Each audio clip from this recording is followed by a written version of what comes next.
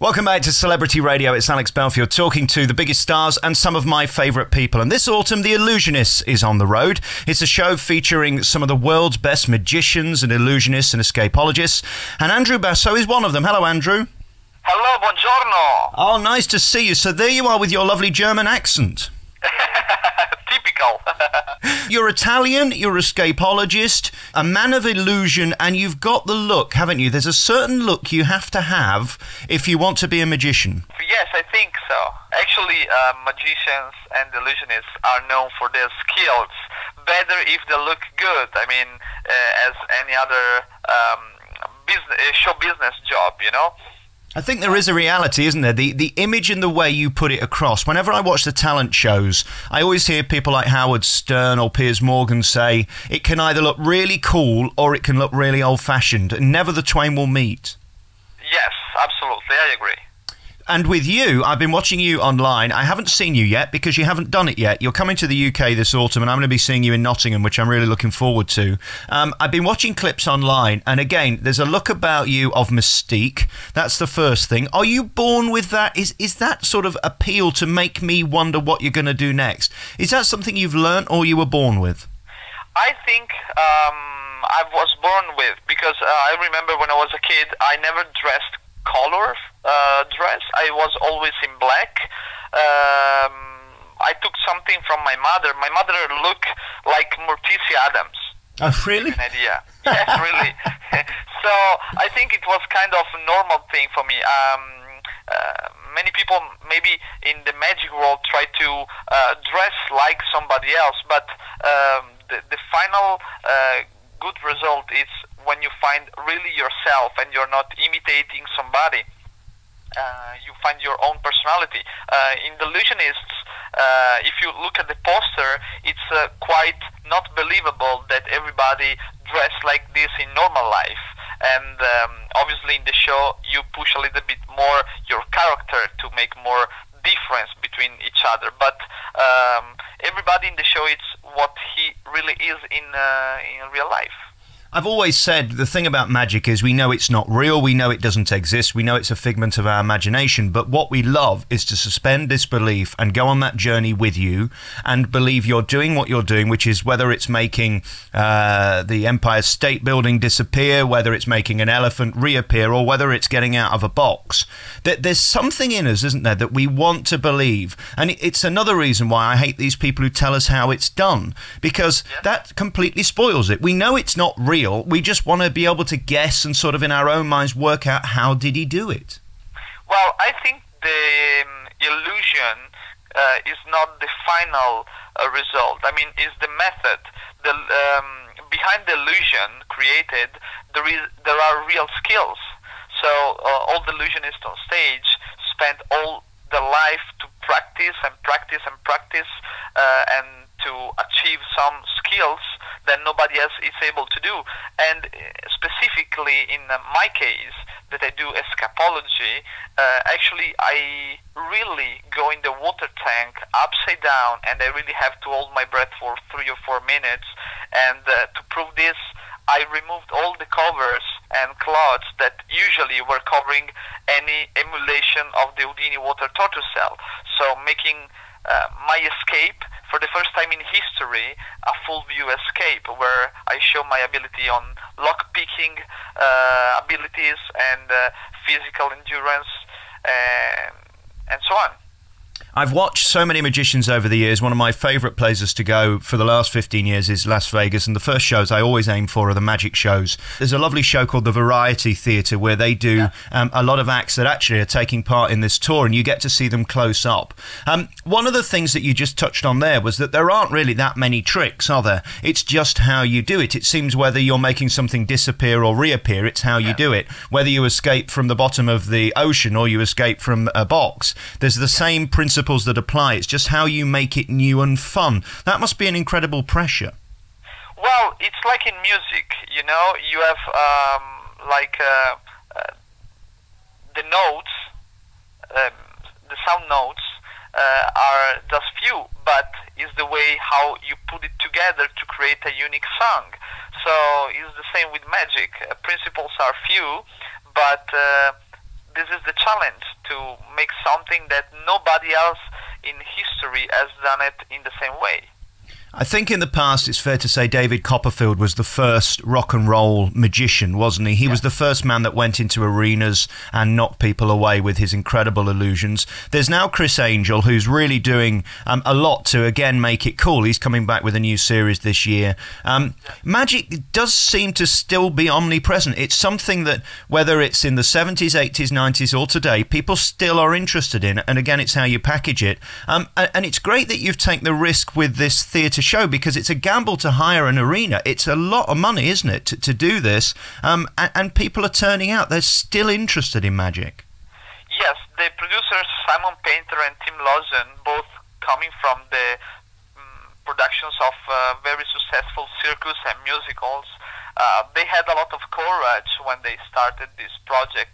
But at the same time, I think they were watching carefully what the world was missing, and actually was a great magic show. So they decided to create the best magic show, taking the best material of the best performers and put it together in a unique show. And the result is we are packing arenas all over the world. Like Mexico City, we have done in 1 week over 40,000 tickets sold in a 9,000 theater. So the response is amazing, and I think people today are missing a great magic show, and this is the chance. And again, to bring together all of these guys in one room is so rare. Let's talk about some of them for a moment. So we got Dan Sperry.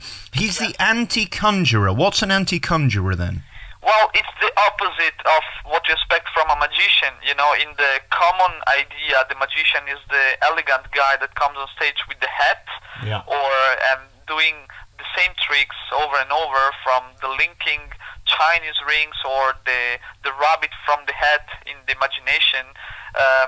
He's the complete opposite. Think about Marilyn Manson that meets David Copperfield in one person, and that's Dan Sperry that does crazy stuff. You have to think, we were in Dubai, and some of the material he usually does on stage was prohibited.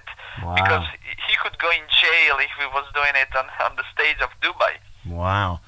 One of the guys who's on the show who I absolutely adore, I first saw him in Vegas, is Kevin James. I mean, what a rare act this is. And if he doesn't make you go, oh my God, how did he do it? Nothing will.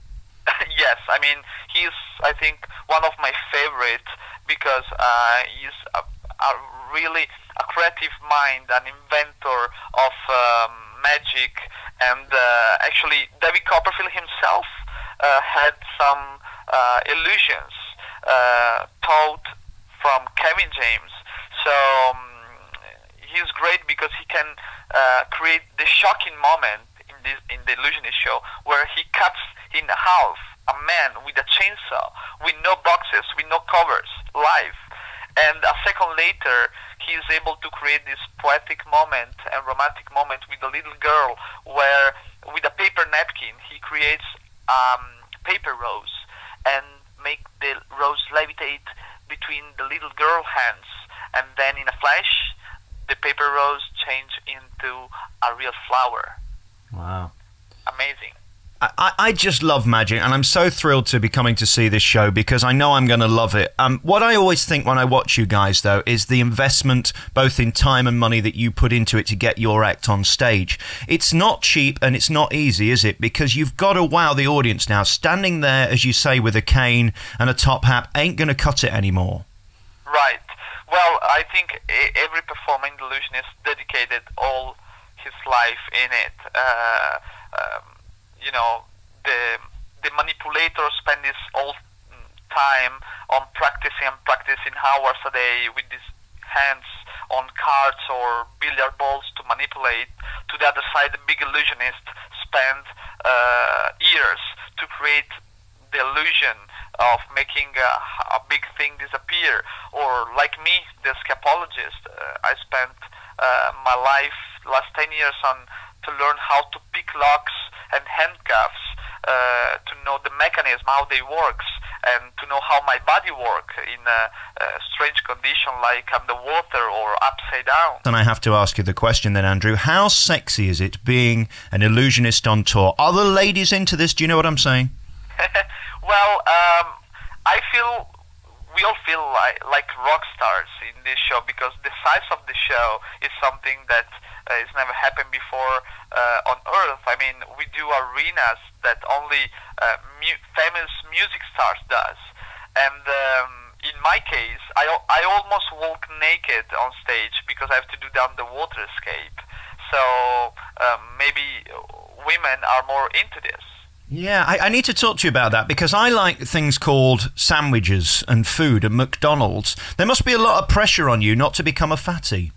Well, first of all, I need to be in perfect physical shape for the stunt I'm doing. I have 3 moments in the show, and the main one is the challenge of the Houdini water tortoise cell, where I hang upside down inside a water tank and I have to stay there for 3, sometimes 4 minutes, holding my breath. And I have to be perfect in my diet, in my training, in my mind control training. So it's, I have to dedicate my life on this. I cannot do mistakes. And just on the physicality of what you do, are you spending your whole day in between talking to idiots like me, holding your breath? I mean, I guess it's a muscle, is it? It's something that you have to train and something that over many, many years gets better and better and better. And if you stopped, it would all finish and the act would be gone. Yes, absolutely. I have to keep training, and every day between the tight free time I keep practicing and learning because as much as you give to your art, the more the art will give to you. So, just to give you the dates in the UK: Bournemouth on September 24th, Oxford 25th, at Blackpool Opera House on the 27th, 28th and 29th you're in Edinburgh at the Festival Theatre, 30th you're coming to Dundee Caird Hall, 2nd and 3rd you're in Nottingham at the Royal Concert Hall, 4th and 5th at Manchester, 6th at Sheffield. I'm going to see you in Nottingham. I'm really looking forward to it, and thank you for sparing the time to talk to me. I'm so glad you're doing this because I still think there's a massive place for magic in show business, and for a while, certainly in Britain, it's been invisible. There's really only Paul Daniels left, and that's a shame because this is an art and a skill that people still love, and the kids especially will be blown away by it. Yes, in this show you will see that magic is for all ages, for everybody. The kids can have great fun of the show, the grandparents can have it too. There is a moment for everybody because all the different performers has something completely different from each other. So you can get the mentalist reading your mind, so the adults will be blown away. But to the other side, there is the trickster that is very funny and does comedy magic, and kids will love it. So it's the best of the best in a unique show. 4th and 5th of October you're in Manchester, 6th in Sheffield City Hall, 8th you go to Wolverhampton to the Civic Hall, 9th you're at the Plymouth Pavilion, 10th of October you're at Portsmouth Guildhall, and the 11th and 12th you finish in London at the Hammersmith Apollo. No better venue to finish a fabulous tour, a great bunch of guys together with the Illusionist. The best people in the world really have come together to put on this incredible magic spectacular, and congratulations to you for being on it, and to the producers for taking a risk with it, because I'm sure, in this day of money, it's not cheap to get you guys on the road, and you've all got big things, haven't you? It's not as if you can walk around with a suitcase. No, at all. I mean, we have things, cargoes on planes that bring the props around, and the production is massive. Just my water tank that contains 1,000 liters of water, and with all the equipment, it's amazing. The production is amazing. Is that water warm or is it freezing cold? Well, it depends where we are. Here, when I arrived 2 days ago from Italy, actually before Dubai, it was very hot in Dubai, hottest month during the year, and I came here and I felt freezing, and it's not the coldest moment yet, so I'm very curious to see how my water cell will feel in the theater. Well, good luck with that one. Hey, listen, really great to see you. Andrew Basso, I'm going to be coming to see you in Nottingham. I don't think I'll bother coming to see you backstage because I can feel very inadequate around very fit people, so I'll keep myself to myself if that's all right. Well, at the end of the show, I will be very happy to meet and greet you. Andrew Basso, thanks for coming on from The Illusionists. Grazie a voi. Thank you very much.